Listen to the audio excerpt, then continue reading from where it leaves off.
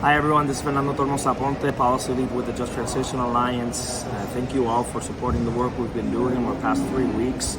We started this off with supporting the launching of the movement for folks affected by dams and led that into the People's Summit. We drafted and co-drafted a declaration on just transition and supported the work of developing the People's Summit Declaration.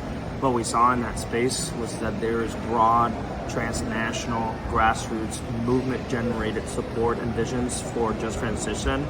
And that was a powerful force that we brought into the UNFCCC, where we demanded that those visions be recognized, respected, and implemented through policy.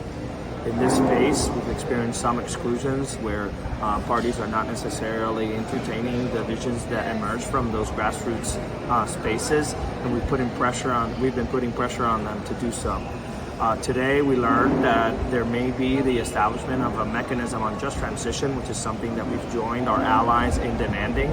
We see this as an opportunity to create an institutional home within the UNFCCC to coordinate just transition policies, to make sure that no one is left behind, to make sure that knowledge is valued, not just traditional scientific knowledge, but the traditional ancestral knowledge of indigenous peoples and the knowledge that our allies gain on the front lines of climate change.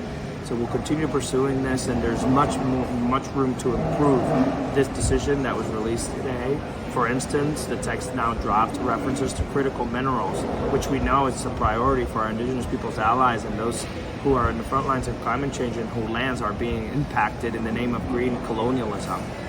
We want a just transition that shifts away from extractive logics of development, and we want a just transition that compensates those who are negatively impacted by this transition away from fossil fuels. We'll continue to pressure for that in this space. We thank you all for the support.